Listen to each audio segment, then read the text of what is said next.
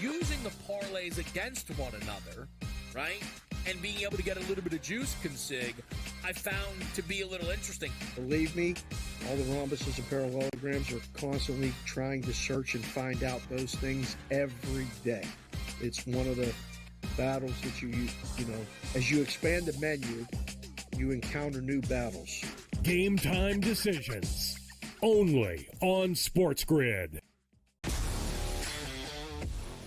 How fragile are these guys? It's amazing. They're supposed to be the greatest athletes in the world, and yet they can't walk and chew gum at the same time without getting hurt, for goodness sakes. That Trout injury really is a bummer too, because people thought he was going to have a big year. And I look, I don't feel bad for the Angels. I don't like Mike Trout in Anaheim. I thought he should have left when his contract was up. In-game live, prime time, only on SportsGrid. It's smarter to be on SportsGrid. Your 24/7 sports wagering network.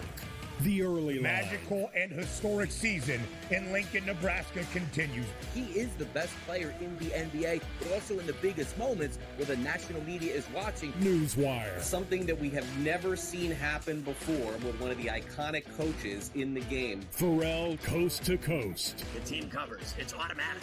It's every time. Not sometimes. It's every time. Game time decisions. Luka is actually far more dangerous from three on the road this year than at home. This game here tonight, you may want to consider taking as many points as humanly possible. In-game live, prime time. We got not one, but two coaches fired systems in place. Sports Rage This late sort of night. has letdown written all over it. It's going to be hard to match the emotion that they played with the other night. It's smarter to be on SportsGrid.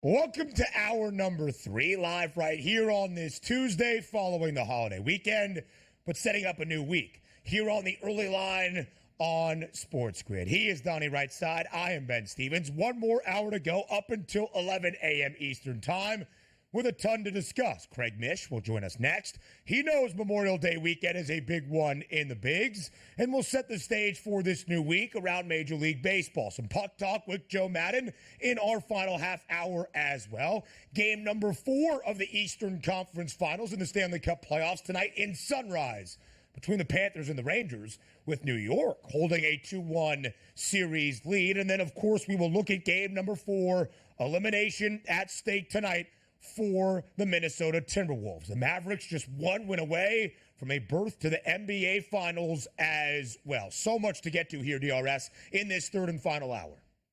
I'll tell you what's crazy about this. If the NBA game tonight ends with a 4-0 series sweep now for the Dallas Mavericks, that means we are set aside here for the NBA playoffs that won't continue for roughly 9 days. Do we turn into NHL Central here on the early line over those next 9 days? Because at least we'll have some exciting cup management here in the Eastern Conference and the Western Conference. We're supposed to have a 6 or 7 game series in either one of these NBA series, and we feel like we're getting cut off at this point, which isn't nice here. Come on now. Extend some series out there, people. Help the people that help you, which is us. DRS, I would expect 2 of the 3 hours on this show to be MLB plays with Donnie Rightside. If you want to hear about WOBA or ISO power numbers, this would be the spot for you on the early line. We could preview each and every game in one segment. If we had a 15-game MLB slate, there's 15 segments, and we can just let Donnie Rightside go with all the handicapping he could possibly do. We'd still have the Stanley Cup playoffs at the same time, but Donnie is right. If the Mavericks win in Game 4 tonight and they're a slight home favorite in Dallas, the NBA doesn't alter their final schedule. Game number 1 would be a week from Thursday, not this upcoming Thursday, a week from Thursday. That's June 6th. And history tells us we're going to have some days off before the NBA Finals based on what we have seen here in the conference finals round. The Celtics were up 3-0. They won the series in 4. The Mavericks are up 3-0 We'll see how long this series go. As we are here, and over the next decade, will we ever see a team come back from an 0-3 deficit in a best-of-7 series in the NBA playoffs? That was the question in Fade the Public.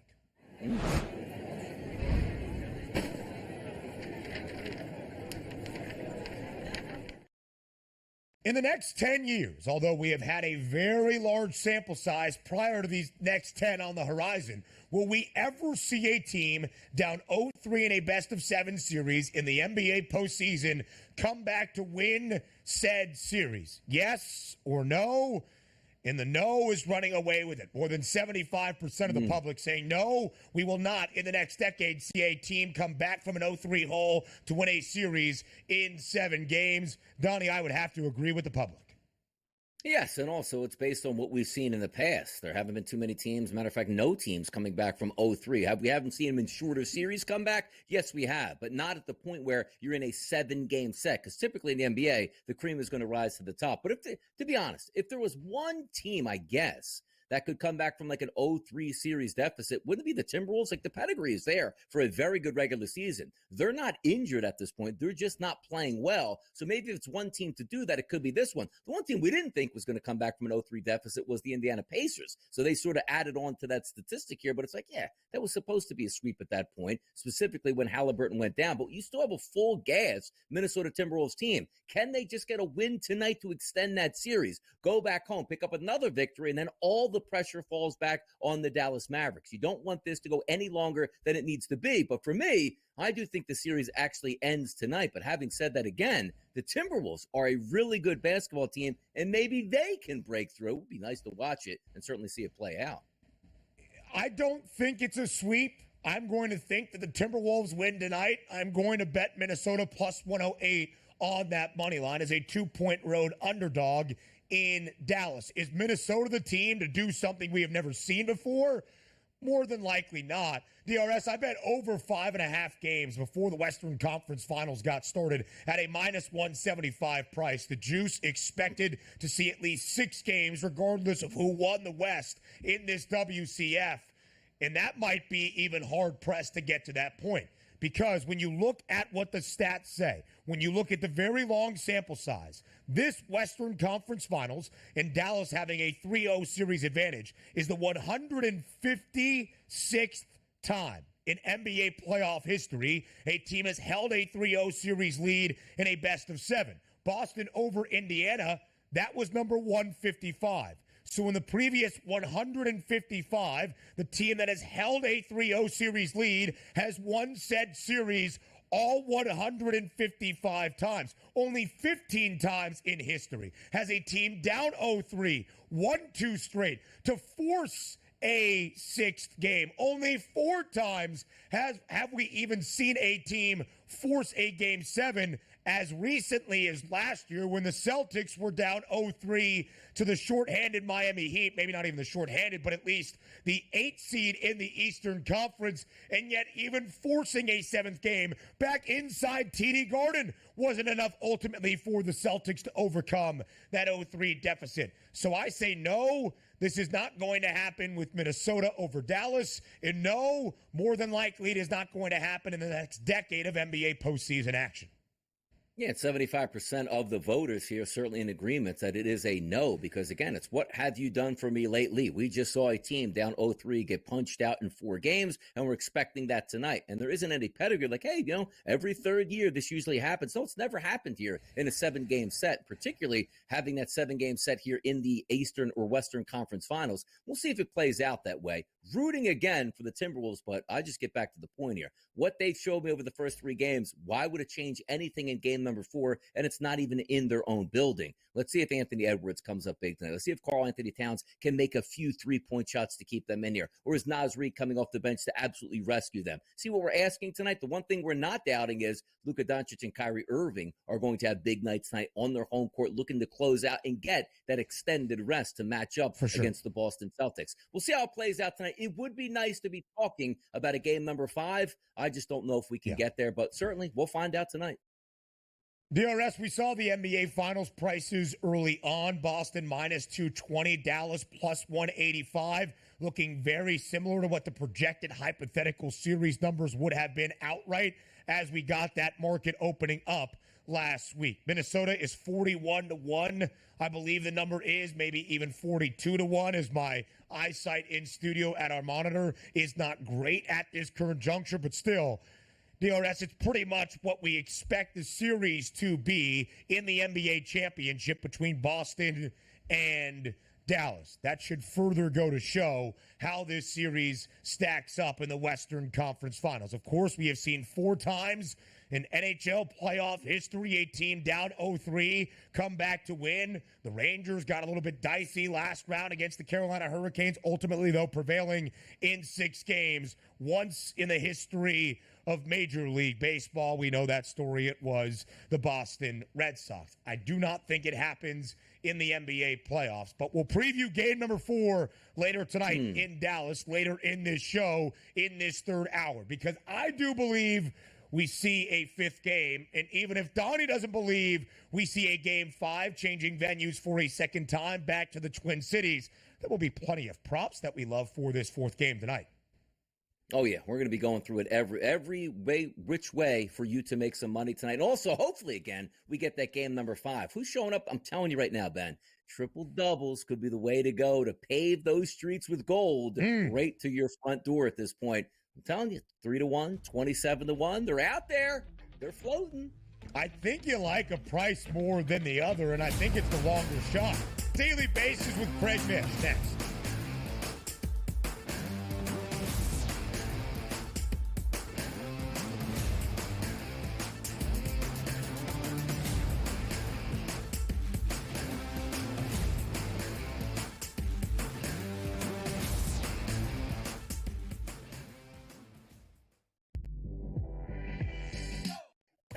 Missed call the entire game, whether it's a charge or a block or a deflection that was wrong or a foul that should have been called that wasn't called or vice versa. Give me a 48-minute report. And people that will understand that there's so many mistakes that the referees make over the course of the game that referees, ready folks, don't decide the outcome. Betting above the rim, only on SportsGrid. How fragile are these guys? It's amazing. They're supposed to be the greatest athletes in the world, and yet they can't walk and chew gum at the same time without getting hurt, for goodness sakes. That Trout injury really is a bummer too, because people thought he was going to have a big year. And I look, I don't feel bad for the Angels. I don't like Mike Trout in Anaheim. I thought he should have left when his contract was up. In-game live, prime time, only on SportsGrid. With the onset of NIL and the transfer portal, it is allowing players to develop further in college, and guys that would maybe be stuck on the bench at a power program and not have as much shine are having the ability to find themselves in the spotlight. Lane Kiffin came out and said we need to get bigger and more physical in terms of the offensive defensive lines, and that's why he went out and recruited that talent. Inside the transfer portal, only on SportsGrid. And now you have to qualify, and these majors, you got to go do it, man. Like, and it just comes off really petty to sit up there and be like, I'm not. You know what you signed up for, so I don't like the pettiness. I 100% think Taylor Gooch should be in the major championships. Mm-hmm. So in the same note, I'm saying this, but also it's like, hey, this is the world in which we live in right now, and you don't deserve anything. Only on SportsGrid.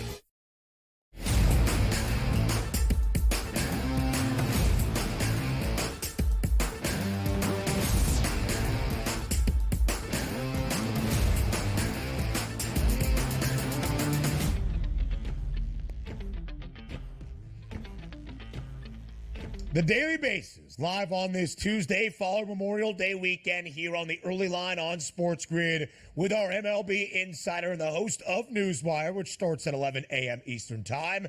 That is Craig Mish. Craig, we appreciate you joining us bright and early on this Tuesday morning. As you have often said, as we reminded people as we were recapping the weekend in Major League Baseball, Memorial Day is looked at by many around the bigs as that big turning point in the calendar. How legitimate is your team going to be the rest of the summer? And it's really that point in the calendar you get a full and true assessment on how your ball club looks for the entirety of an MLB campaign. So, how did you look at this Memorial Day weekend around the bigs?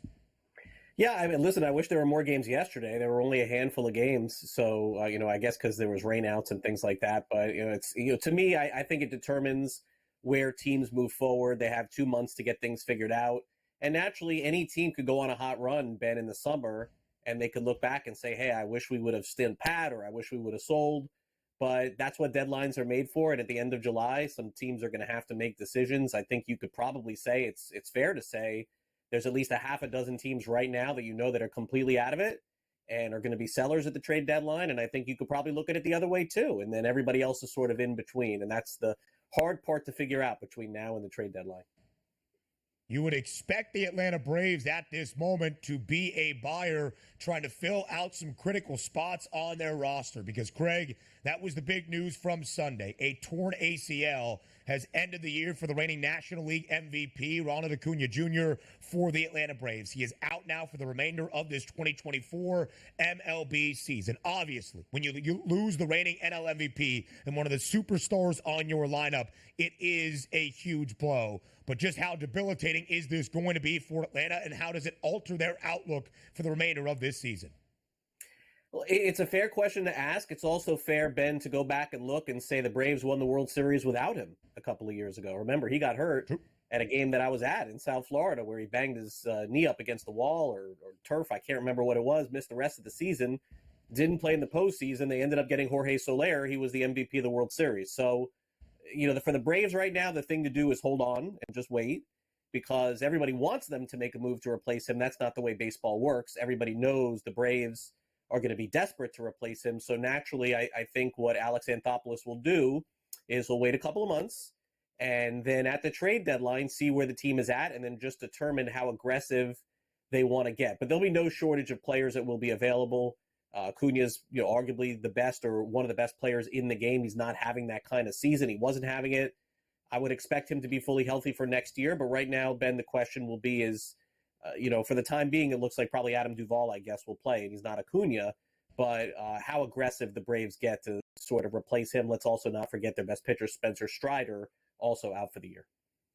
Yeah, it's kind of wild. You usually can say to yourself, you can absorb at least one of those blows, but to have an MVP and also a Cy Young go down and expect to win the World Series, that's going to be a tough task. Even if we take a look at the FanDuel Sportsbook right now, Craig, and say, where do the odds stack up? Even in the division, which last week was still a Braves division, odds-wise, the Phillies have flipped over now to a minus 200 price to win the NL East, and the Braves now plus 165. And also, you see those NL pennant odds and World Series odds plummeting for the Braves. So over the length of the summer, they're still going to win a lot of baseball games, but longevity for the Braves this season for you, Craig, what is it for them? Well, you look, right now, I don't think that you could put them ahead of Philadelphia or Los Angeles or the Dodgers. I think that they're probably third. They're right there, so I wouldn't discount them. And again, I've seen them do this without Acuna. So, Matt Olson hasn't been himself. They just got Sean Murphy back off the injured list. A lot can happen in a positive way for the Braves down the stretch. So I'm not going to discount them at all. And, obviously what they do at the deadline, Donnie, is going to be the key. If they just do nothing, then it's hard to foresee them beating LA or Philadelphia. But I think that Atlanta will make the playoffs, and it's just a matter of what they do and how aggressive they get. I hate to be repetitive about it, but I just don't think we're going to have any real answers on them until August 1st. Yeah, we both said that we expect the Braves to be an NL postseason team. You never know what happens in a Major League Baseball postseason by the time we reach October in Atlanta, even with the season-ending injuries to Spencer Strider and Ronald Acuna Jr. They still are one of four teams around MLB with a three-digit price to win the World Series. 8-1, the number still on Atlanta. Let's stay in the National League at this moment, Craig, and look at the award favorites at this moment following Memorial Day weekend. Mookie Betts, the front runner to win the National League MVP award, but his teammate Shohei Ohtani in LA not all that far behind. Zach Wheeler from Philadelphia, the favorite to win the Cy Young. Shota Imanaga now minus money to win the National League Rookie of the Year and probably in contention for the Cy Young award as well. Craig, as you look up and down this list, how many other names should we be following in some of those key award categories? Yeah, I still think Imanaga could win both awards. You know, I'm not going to discount that. I think it's sort of unfair because he's a rookie that he's not the favorite right now on the FanDuel Sportsbook. I mean, you're telling me at the end of the year, Imanaga goes like 13, 14-1 with an ERA of 1.1, and you're not going to give this guy the Cy Young Award, Pitcher of the Year. So to me, that's one deviation that I would have over Zach Wheeler there. I would take a shot there. Anything can happen with relievers, so certainly Helsey's been fantastic. The Cardinals have gotten back in it, Ben, but if they're not in it, is Helsey still with the Cardinals, by the way, at the trade deadline? I'm not so sure. So those are two markets, I think, that are still open. Pat Murphy's done a great job for the Brewers as their manager, so I think that's pretty solidified. Mookie Betts feels like there's a great chance that he wins the MVP. But as we say, with these awards, there's always one injury away from things just shifting completely. So as we look at the American League then, Craig, same question to you. What is your assessment on the awards markets at this point? Look pretty solid, I would say there. Quartaro has done an unbelievable job in Kansas City. I mean, look, with the way that they're trending right now, they're on pace to win 95 games or something like that. Look, Skubal right now could potentially win the Cy Young. MVP to me is the one market I still think that is open. I would not guarantee Soto there. It depends on what happens with Baltimore. Obviously, right now, Judge has been the hottest player in baseball, so I wouldn't discount him as well. Yeah. As far as the rookie market, guys, Mason Miller, he's the guy on the A's. He's been fantastic. Yeah, he's good. All right, so there you go. You got a plus money price on Mason Miller. Still, while you have it, by the way, 5 guys within $3 of each other for the AL MVP award. So Craig is right. Still very much up in the air. Craig, we'll see you on Newswire in just a little bit. More of the early line comes your way next.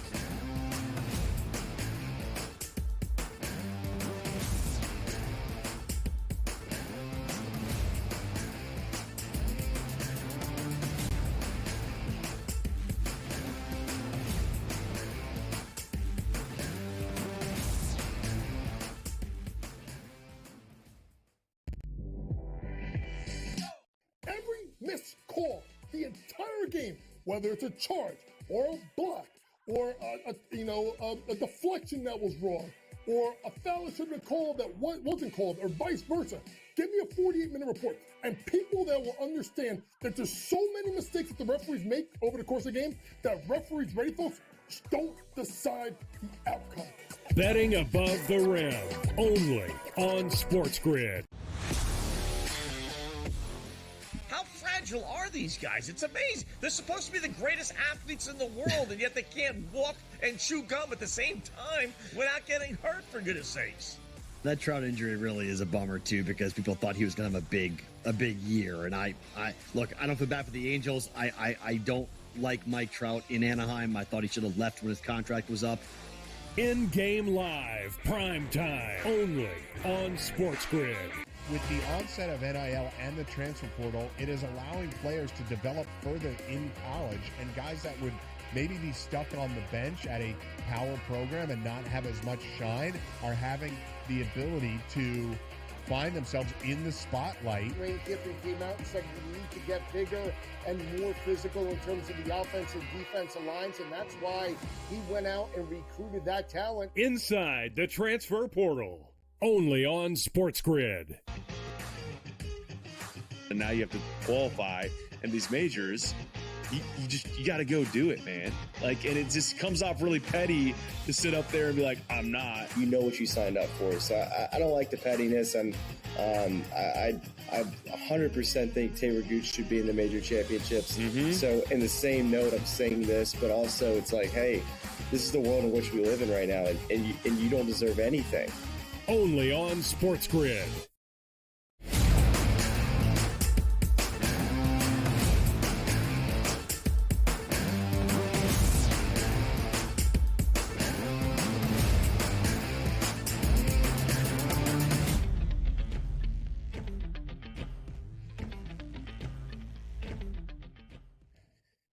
Yesterday, sadly, a rainout at Citi Field. Terrible weather, hurricane-like weather, torrential downpours in the greater Big Apple area for what was supposed to be the debut of a midweek series between the Dodgers and the Mets. And boy, both of these clubs could use a win. I was at Citi Field on Saturday afternoon. Edwin Diaz comes out to the trumpets. The Mets up 2-1, trying desperately to hold onto a lead against the San Francisco Giants before the Giants rally in the top of the ninth. They force extras. The trumpets were bad. One of my good friends, Tim, huge Mets fan, the moment, the silent pause before the trumpets started, because I asked him, do you think Diaz is coming out? Given the struggles, given the fact he pitched in the 7th inning the night before on Friday against the Giants, and there was a pregnant pause of silence right before the trumpets came out. And it's almost as if my friend Tim knew what was on the other side. Trumpets blare, stadium stands up, only for Edwin Diaz to blow the save opportunity against the San Francisco Giants. So can the New York Mets chalk up a win? Can the Dodgers snap a 5-game losing skid as well? Game number 1 of a doubleheader. Tyler Glasnow on the bump against Tyler McGill for New York. The Dodgers greater than a $2 road favorite. Yeah, not to go a lot here on McGill, but also, this is perfect, though, for the Mets. Like, you hear the trumpet celebration when Edwin Diaz comes out. Now, you know what it's going to – that can't happen anymore. You can't have that entrance, so now it's just going to be wah, wah, wah. That's the new trumpet celebration when you see him come out of the bullpen because you know you're going to lose. Now, granted, what happened with the Dodgers here over the past couple games, I don't know, but burning me in the RBI market nonetheless over the weekend. Shout out Teoscar Hernandez with 2 doubles and a rocket lineout, which got no RBIs because they can't score, get anybody on base. Where's Mookie Betts getting on base? Where's Shohei Ohtani getting on base? It hasn't been happening, but you should have some shots here against Tyler McGill. Now, having said that, that game probably going under because I can't trust either one of these offenses, and Glasnow, one of the better pitchers in Major League Baseball. And you're right, maybe an extra day to sort of sit back and say, all right, let's calm down. Things will be okay. It's 80 degrees with a crosswind blowing today at Citi Field. It's good hitting weather, but these two teams, I don't know if we're going to get a lot of good hits today, Ben. Game number 1, give me the under. Yeah, it's just been the story. 8.5 is that over-under for the first game of this series. A World Series rematch today as well. Brandon Pfaadt on the bump for the Diamondbacks in Arlington against the Rangers. As of this moment, I do not see a starter named for Texas. Either of these two teams, DRS, not looking like the World Series caliber contenders that we saw a year ago. The D-backs 3 games below 500. The Rangers 4 games below 500. Arizona a slight road favorite. What gives tonight in Texas? Yeah, not a lot of great opportunities here to get some runs, apparently. But we're taking a look. Maybe Dane Dunning is going to get the start today for Texas. A couple of those confirmations on a few different sites here. He's actually been very good. Last 53 batters he's faced, Ben, an 0.98 ISO power number and a weighted on base percentage of 248. Why is that important? Because on the season, through 169 batters, it hasn't been that good. A 203 ISO and a 315 weighted on base percentage. So he's actually improving and pitching much better over the past month. And also, you're right about this. You look at that lineup. Corbin Carroll still waiting on this guy to get hot. Jock Peterson and Christian Walker in the middle of that lineup, the only 2 guys doing damage against right-handed pitching over the past 30 days. And if we take a look at Brandon Pfaadt on the mound, he's actually been really good over the past month. He's faced 125 batters, that ISO at 119, a weighted on base percentage of 258. He's going to face a lot of really good at-bats. Seager and also Leota Tavares, probably the best of it in the RBI market. But having said that, Pfaadt's been good. So maybe we're looking at another under in this game as well, Ben. Total 8.5 there in Arlington as well. A very large Tuesday slate around MLB. Memorial Day maybe not as jam-packed as we expected. Donnie, of these games, which one intrigues you the most?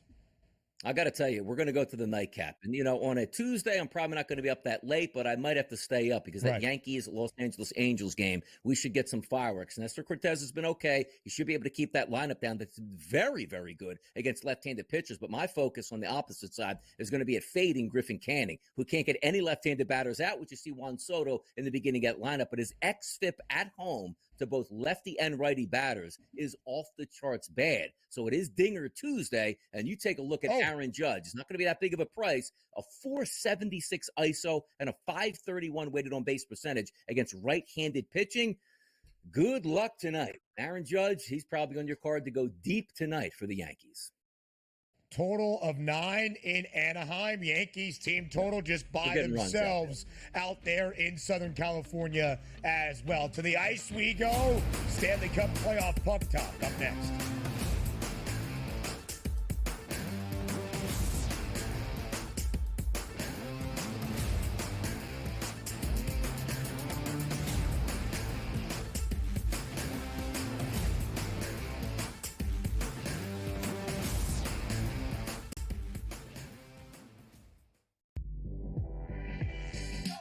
Every missed call, the entire game, whether it's a charge or a block or a deflection that was wrong or a foul that should have been called that wasn't called or vice versa.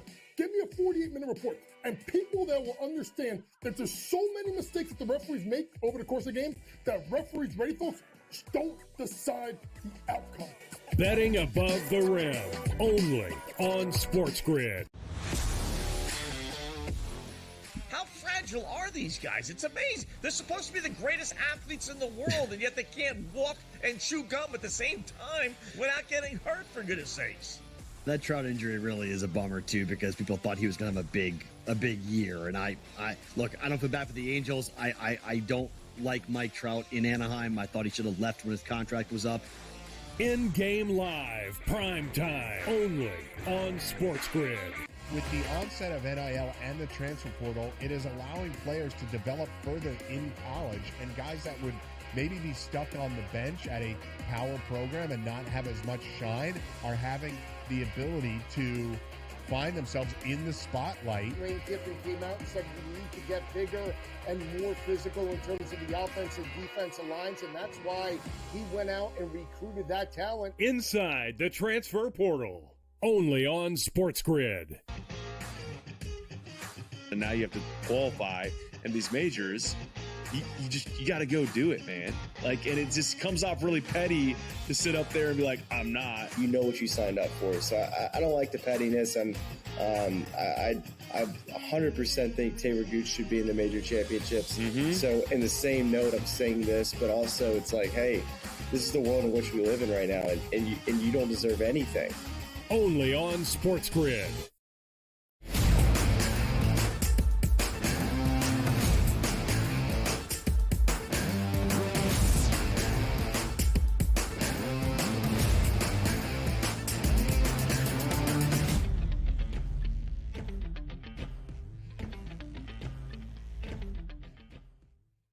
A lot of Stanley Cup playoff talk coming your way in this next segment with Joe Madden joining us live right here on this Tuesday on the early line. Joe, thank you so much for taking the time on this Tuesday to be here to recap Game 3 of the Western Conference Finals in Edmonton last night. Game 4 in Sunrise on the horizon between the Panthers and the Rangers on this Tuesday evening as well. So much to get to around the Stanley Cup playoffs. We appreciate your time on this Tuesday.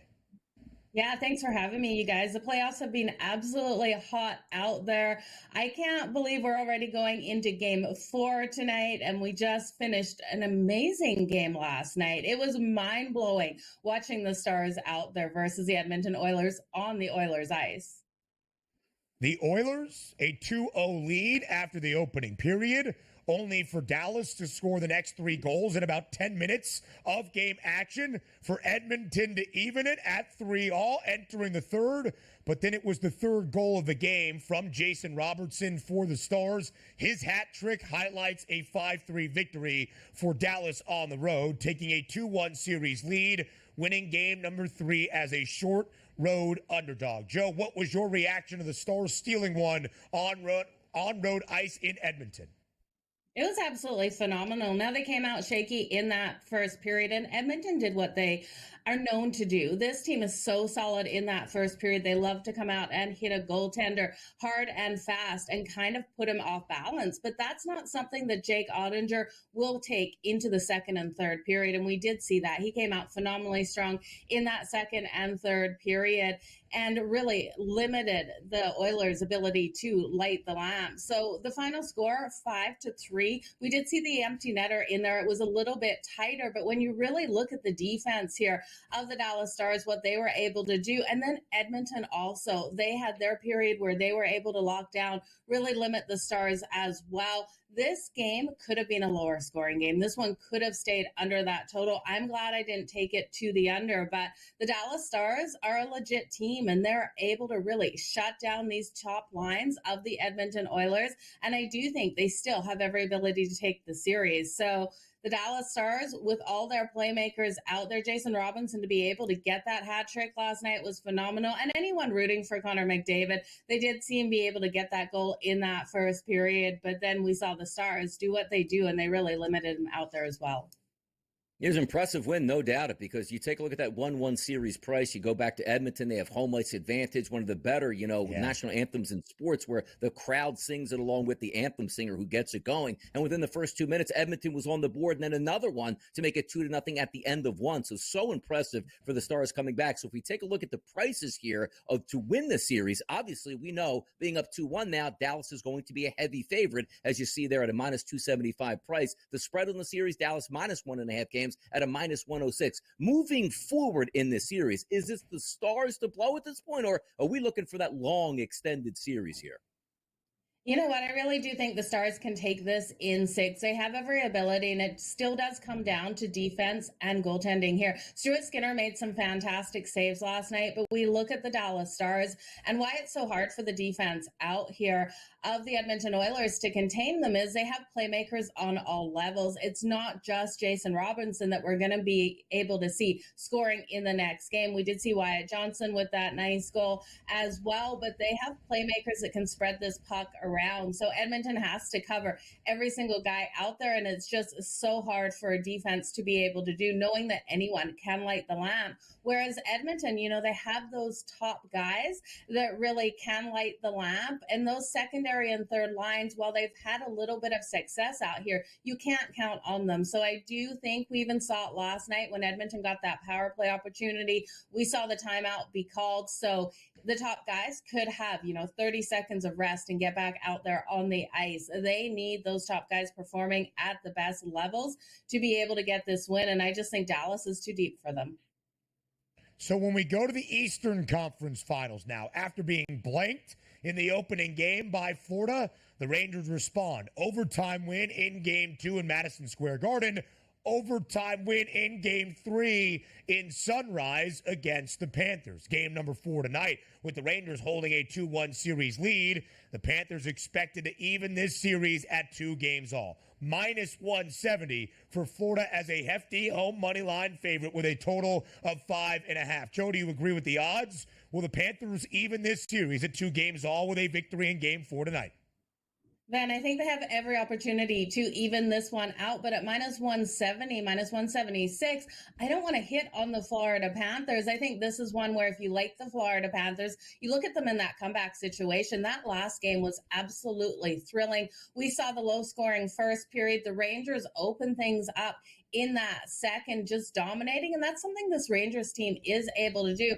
And the Florida Panthers make that push back in the third. So in that third period, before we went into that, if you grab the Florida Panthers plus the 1.5 going into that, you would have still got plus money with them down in that one. So this is a fantastic series for those live bets because these games are so tight. We're seeing the overtime. We're seeing the 1-goal games, and these teams absolutely battling it out. So I do agree the Florida Panthers deserve to be the favorite here at home. I think this is a zigzag series, but at minus 176, I can't get on it. At minus 176, I'd stay away. I'd look at the New York Rangers and grab that plus money. We're not seeing home ice being a huge advantage in the playoffs for any of these teams. And the Rangers with that plus money leading this series right now. I know Florida doesn't want to lose this one, but that is so tempting, you guys. Certainly, Rangers up in the series 2-1 now, and the prices for the Rangers to win this series showing up here at FanDuel Sportsbook at a minus 164 price. If you take a look at the puck line on the series, the Rangers minus 1.5 at a plus 148. And certainly, if they can even up 2-2, best of 3, we'll see where it goes. You can't go down 3-1. We understand that. But from a price point for the series, are we buying on the Rangers minus 164, or is it a Florida Panthers dog price, Joe, that has your interest? You know what? I'd look at the Florida Panthers dog price. This team is so elite, and so are the New York Rangers. I do think this one goes all the way deep to 7. So you got to look at the value. I would be looking at the dog because of the value here. These teams so evenly matched. There is not a clear edge for either team unless you're really looking at the Florida Panthers offensively. That 5-on-5 push, I do think, is stronger than the New York Rangers 5-on-5. So this is going to be a battle. This is a war between these two all the way to 7. I'd take the plus money if you want to bet the series now. Interesting on FanDuel. The series ending in 5 games, not even listed. So 6 or 7 plus 144 for 6 to go the entire distance, plus 120 for 7. So, Joe, yesterday entering game number 3 in Edmonton, we had a 3-way tie for the favored price to win the Stanley Cup. The two teams in the WCF, the Oilers and the Stars and the Rangers, with a 2-1 series lead over Florida, plus 250. The Panthers back. Now with Dallas taking a 2-1 series lead in the Western Conference Finals, it's the Stars as the Stanley Cup favorites at plus 150. Does Dallas feel like the front runner for the Cup at this moment? Dallas really does, if you like the Western Conference. But I'm not looking at the Western Conference. I think the Eastern Conference teams are the stronger teams here for me, and it's between the New York Rangers and the Florida Panthers. You're getting so much better plus money, and it's not to discount the Edmonton Oilers, who are sitting last here at plus 490. They have the opportunity to battle Dallas hard. I just don't think they have what it takes. So for myself, I'd be looking at who I think comes out of the Eastern Conference between the Rangers and the Florida Panthers. The plus money on the Florida Panthers is so tempting. It's going to come down to goaltending. It's going to come down to game 7. So I'd be looking at the Eastern before the Western Conference, you guys. And speaking of those netminders, Dallas's Jake Ottinger, he's the favorite to win the Conn Smythe, the playoff MVP award. Igor Shesterkin, the Rangers goalie, second best number at plus 380. Joe Madden, as always, we appreciate the time. Thank you for the great breakdown ahead of game 4 tonight in Sunrise between the Panthers and the Rangers. Thanks, guys. We appreciate it very much. Game 4 as well in Dallas. The Mavericks 1 win away from the NBA Finals. Minnesota trying to stave off elimination. What happens? Find out next.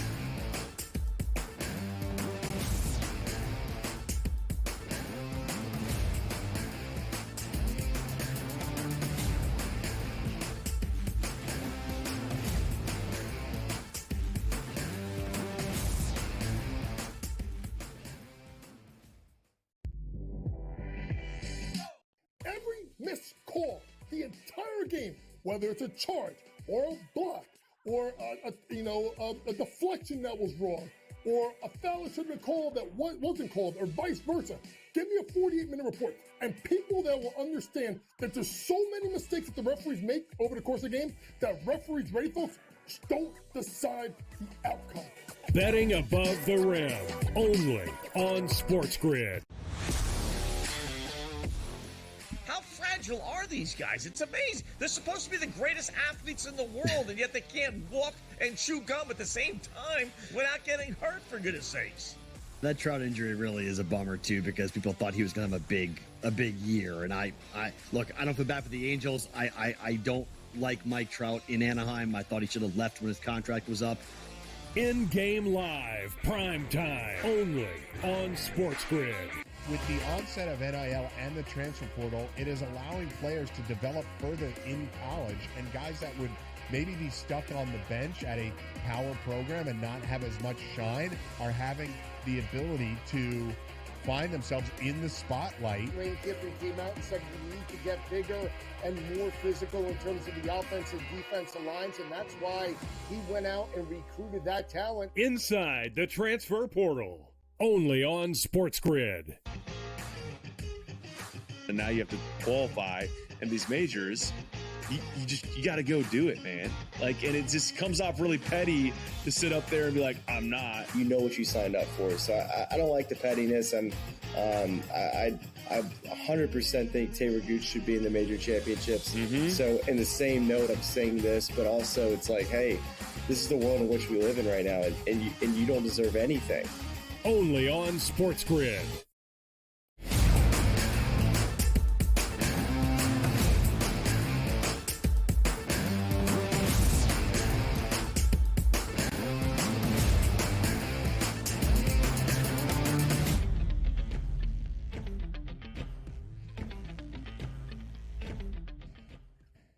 Game number 4 tonight in Dallas. The Mavericks 1 win away from the franchise's third ever berth in the NBA Finals. Minnesota hoping for its first win and to not have its summer start right away. Dallas has a 3-0 series lead. Dallas at home, a 2-point favorite for game number 4. The total is up by 3.5 points from where it was in game 3 to this fourth game. The highest over-under of this series stands at 211. Donnie, make it very simple for myself and all the viewers here of the early line on SportsGrid. Is the Western Conference Finals over tonight, or will there be a 5th game in the Twin Cities? I believe it's over tonight. I honestly do. But if you take a look from a betting perspective, you just take a look, Ben, and see what that line is. It's only -2. It's not -12.5, -22.5, and it's just a formality. We're expecting a good basketball game, much like we got over the first 3 games. But the question is, what are we getting out of the Timberwolves superstars themselves matched up against the Dallas Mavericks superstars? And we can always go back to that, fade the public poll where it's like, who do you trust more? And I did pick the Dallas side just because of one of those guys had a ring and the other ones didn't. And my goodness, both of the superstars for Dallas outplaying both of the superstars for the Timberwolves left and right over the first 3 games. But if we look at the FanDuel Sportsbook, and I say this again, because that Sunday number of -1.5 sold me a lot. I said, man, that really feels like a Timberwolves line. So if I was betting that game, which I didn't bet it straight, I would have bet the Timberwolves and lost. I look at this again, a +2 here. That is a stone cold Timberwolves line once again. They haven't won a game yet, and yet they're within a 1 possession, spread as what we're pointing out. And if we're looking at the statistics here from the betting numbers at the FanDuel Sportsbook, 65% of the current bets against the spread coming in on the Dallas Mavericks, and rightfully so. They are a public favorite based on what you saw the first 3 games. They should be at this point. But for my money, I think the series ends tonight, and boy, would I love to be wrong here, Ben. I don't think the spread comes into play for this 4th game. However, if this was the line for game 2, it would have, as Dallas won by 1, but they were a road underdog. So Dallas has won all 3 games and covered in all 3. Only a 1.5 favorite in game number 3, winning by 9. And that 9-point margin, the largest we have seen so far in any of the 3 prior contests in the WCF. All 3 games decided by 9 points or less. Just 3 in game 1, 1 in game 2, 9 in game 3 a few nights ago in Dallas. All 3 of the previous games over their pregame total. In game 3 had the highest at 207 and a hook. Now we're up by 3.5. Updated from that graphic we have been showing, 210 and a hook. It's 211 live right now on the FanDuel Sportsbook. So Dallas has won all 3 games in this series. The total has gone over. I go back to what I said early on, taking an early forecast of this game. Minnesota's 4 wins in its best-of-7 series in the second round against the reigning champs, the Nuggets. All 4 victories, total stayed under. When you are on the brink of elimination, if this is the potential series clincher, of which it is tonight in Dallas, do things tighten and button up just a tad? If I'm going to look at Minnesota getting at least 1 win in the Western Conference Finals, I do believe the total stays under 211 tonight.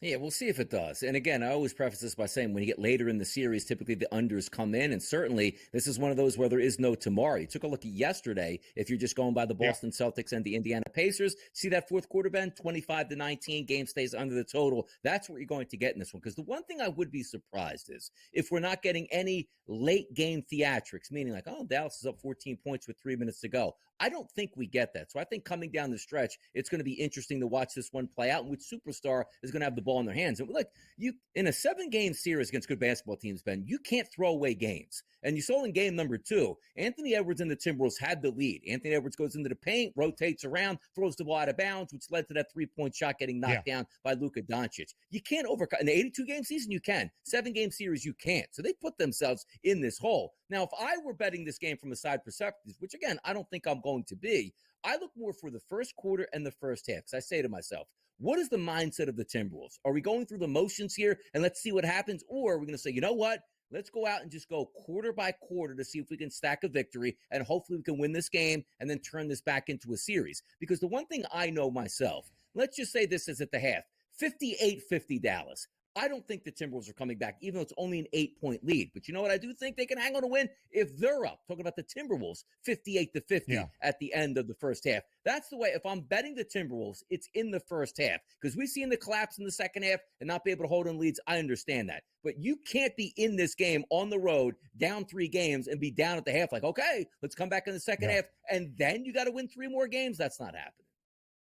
Not a large disparity in the money line numbers right now for the game overall, even less in the opening half, just 8 cents of difference. Dallas, the slight favorite, minus 114. The Timberwolves, minus 106. The Dallas dynamic duo, as we asked the public before this series got started, has been sensational. Luka Doncic and Kyrie Irving have combined to score at least 52 in all 3 games in this series, 60-plus in games 1 and 3, including both pouring in 33 points in game number 3. Donnie, if this series is over, as you predict, how good are both Luka and Kyrie tonight? I think they're going to be very good tonight. It's one of those also, which we've seen in the past, where the Dallas Mavericks have won, like, hey, why's Kyrie got 10 points, 12 points in this one? Not the case in this series. He's been phenomenal along with his counterpart in Luka Doncic. So, yes, it's a direct correlation tonight. If we're getting another type of we're around 30 points on both the superstars for the Dallas Mavericks, they're going to win this because the one thing I do know right now is it doesn't feel like Anthony Edwards and Karl Anthony Towns can both be around 30 points. That hasn't been the case. So big superstar performances in closeout games, you expect them to have the basketball. That's why I talked about Luka Doncic with that possible triple-double. I mean, he's had bad games with triple-doubles. And if you're looking to close the series out, you know who it's going to be on the shoulders of. It's Luka Doncic, have the ball in his hands and do everything to close this situation out. Over 30.5 in all 3 games, with 32 at least in all 3. I said prior to game 1, if Luka was going to get close to his prop that was at 29 and a hook, it would be because the 3-ball is better, where he has struggled from deep throughout this series. His 3 points prop in game number 1, 3.5. He finished 3 of 10. I was slightly off. Since then, 5 made triples in both games 2 and 3. 3.5 remains the 3-point prop with some plus money to the over. But if Minnesota staves off elimination, who steps up tonight in Dallas? We'll tell you next.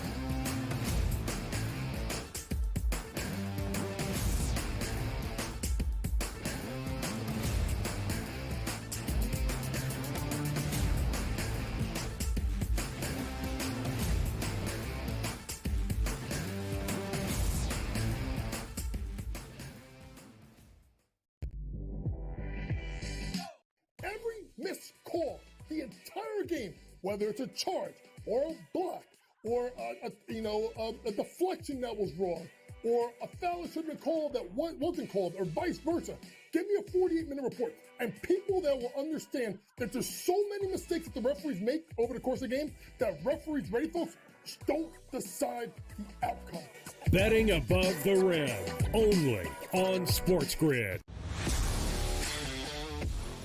How fragile are these guys? It's amazing. They're supposed to be the greatest athletes in the world, and yet they can't walk and chew gum at the same time without getting hurt, for goodness sakes. That Trout injury really is a bummer too, because people thought he was going to have a big year. And I look, I don't feel bad for the Angels. I don't like Mike Trout in Anaheim. I thought he should have left when his contract was up. In-game live, prime time, only on SportsGrid. With the onset of NIL and the transfer portal, it is allowing players to develop further in college, and guys that would maybe be stuck on the bench at a power program and not have as much shine are having the ability to find themselves in the spotlight. Lane Kiffin came out and said we need to get bigger and more physical in terms of the offensive defensive lines, and that's why he went out and recruited that talent. Inside the transfer portal, only on SportsGrid. And now you have to qualify, and these majors, you got to go do it, man. Like, and it just comes off really petty to sit up there and be like, I'm not. You know what you signed up for. So I don't like the pettiness, and I 100% think Taylor Gooch should be in the major championships. So in the same note, I'm saying this, but also it's like, hey, this is the world in which we live in right now, and you don't deserve anything. Only on SportsGrid.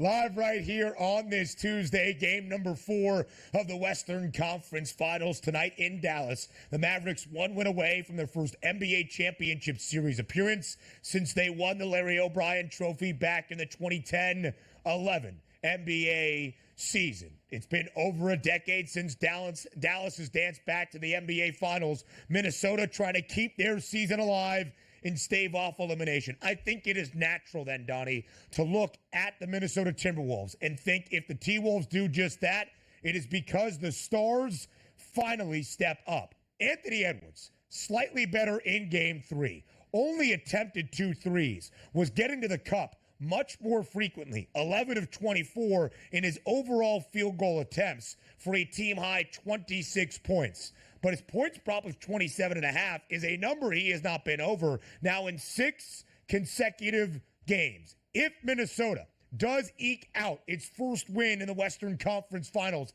does Ant go over that points prop of 27 and a hook? I don't know if he has to go over that, but he has to be involved all throughout the process, which another one of those bets that I've really liked on is Anthony Edwards over 40.5 points, rebounds, and assists. You saw the last game, over 25 points, 9 rebounds, and 9 assists. He understands that. He's got to be the focal point. And if you are the superstar of the team, which he is, even though he's young, you don't want to walk away like, yeah, I went 4 for 7 from range, but, I just didn't see the points where I needed to put up more shots. Stop the man this year. He's probably going to shoot over 20 times on it. And if he's driving to the rim and not shooting 3-point shots, you get some extra points on here. Obviously getting assists here when you get to the rim, 2 guys come over, you pass it off, and you get a dunk. But also, you miss some of your own shots, you get some of your own rebounds as well. That's why I'm looking forward to him being so influential on both ends of the court, not only scoring, but also getting defensive rebounds as well. Triple-double is the possibility, but Anthony Edwards, that 40.5 points, rebounds, and assists makes so much interest to me because I just feel like he's going to play 40-plus minutes and go out the way you want to go out. Gave it my all, did everything I could to try to lift my team. It just wasn't enough. So, DRS, I think it would be safe to assume if you go over the PRA, you're sprinkling on the plus 2,700 triple-double number down for to Anthony 26. Edwards. They're listening. They're listening. They're listening. They've got some market movement. Listen, Anthony Edwards in game 1, not good. 19 points, 11 rebounds, 8 assists, only 2 dimes shy. Game 3, as we share, just a rebound and an assist shy of a triple-double as well. Jay Wise said don't go to the assist over 6.5, but he's had 7, has Anthony Edwards in all 3 games. I like over 6.5 rebounds for Anthony Edwards if you're looking aside from the scoring. Karl Anthony Towns, 19.5. I don't know if he needs to get to 20. He needs to be so much better tonight, though, and at least shooting the 3. 3 of 22. 3 of 22 from three-point land in this series. Naz Reid over that prop in all 3 with at least 14 in all 3 games of the Western Conference Finals. So, before we say goodbye, it's time for a best bet. Will it be in Game 4 of the Western Conference Finals? Might it be with a jam-packed slate in Major League Baseball? We tell you now. So before we say farewell and goodbye, it is time for bye-bye-bye.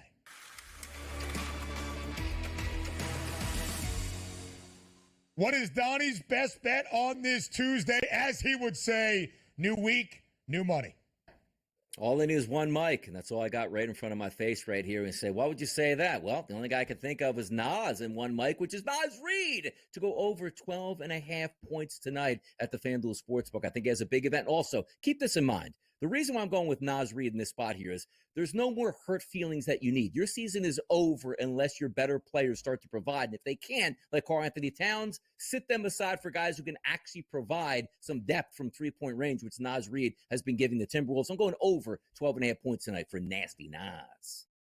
1.5 made threes is the prop. The over has the juice at minus 148. 3 triples in game 1. 7 made threes in game 2. Only 1 in game 3, but still over that points prop of 12.5 with 14. I'm going to keep it rather simple.